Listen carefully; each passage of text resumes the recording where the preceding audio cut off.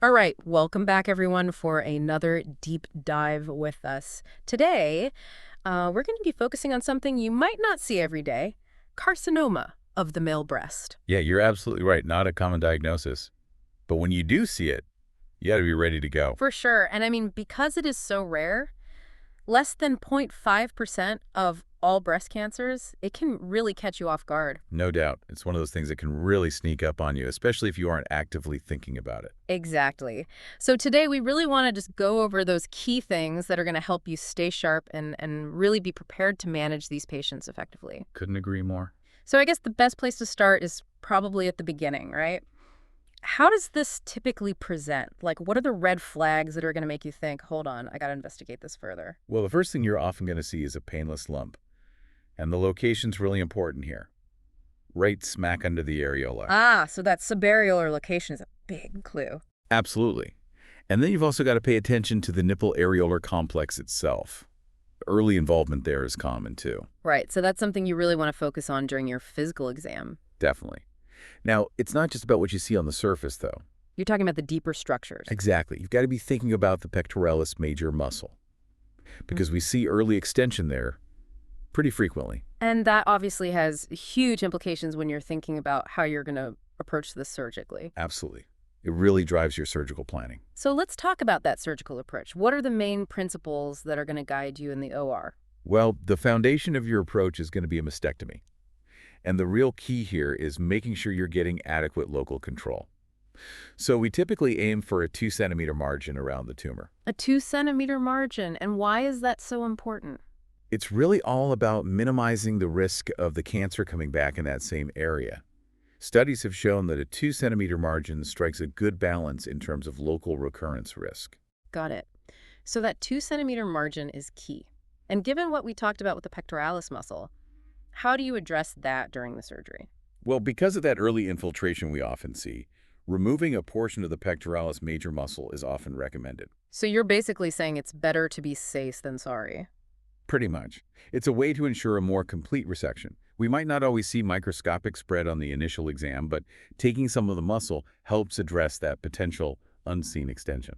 Makes sense. Now, let's shift gears a bit and talk about regional control. Specifically, what about those cases where you don't feel any enlarged lymph nodes? What's your approach there? So in patients who are clinically node negative, meaning we don't feel any enlarged nodes, sentinel lymph node biopsy, or SLNV, is the standard of care. SLNB. And that's important because, Well, it allows us to accurately stage the axilla. Basically, it helps us figure out if there's any spread to the lymph nodes, and if there is, we can then decide if a full axillary lymph node dissection is necessary. But if the sentinel node is clear, we can avoid that more extensive procedure. so it's a way to avoid unnecessary surgery and potential complications for those patients who likely don't have nodal involvement. Exactly. So we've talked about the surgery, but what about what happens after? What does the adjuvant treatment landscape look like for these patients? So post-mastectomy radiotherapy is generally recommended. That helps to further reduce the risk of the cancer coming back locally. And then hormonal therapy is a big part of the picture, too. And of course, just like with female breast cancer, hormonal therapy is going to be guided by the tumor's receptor status, specifically whether it's positive for the estrogen receptor or ER. Right. ER positivity is very important. And if it is ER positive, Then the standard adjuvant hormonal therapy we use is tamoxifen. The dosage is 20 milligrams daily, and it's typically continued for 5 years. 5 years of tamoxifen. That's right, because those estrogen receptors on the tumor cells make them susceptible to this targeted therapy, and tamoxifen can really make a difference in preventing recurrence. So to sum it all up for everyone, when you have a male patient who presents with breast carcinoma, keep in mind how rare it is. Think about that classic presentation, a painless subareolar lump. And remember that early involvement of the nipple areolar complex and the pectoralis muscle is common. Right. Surgically, we're talking mastectomy with that 2-centimeter margin. And often, part of the pectoralis muscle is going to be included in the resection. For patients who don't have palpable lymph nodes, a sentinel lymph node biopsy is crucial. Absolutely. And then after surgery, we're going to consider radiotherapy. And for those ER-positive tumors, we're adding tamoxifen to the mix. Yep, that covers the key points. Perfect. Now, I do want to touch on something we mentioned earlier. This condition is pretty rare. So what kind of challenges does that pose when it comes to early diagnosis? How can we, as surgeons, make sure we're not missing these cases? I think the biggest thing is awareness.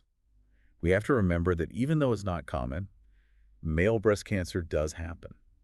And we need to be vigilant. Anytime a male patient presents with a breast lump, we got to take it seriously and work it up appropriately. So it's all about keeping that high index of suspicion, even when it's something we don't see every day. Exactly. Well, this has been a really great discussion. Thanks for taking the time to break all this down. My pleasure. And to everyone listening, thank you for joining us for another deep dive. We'll see you next time.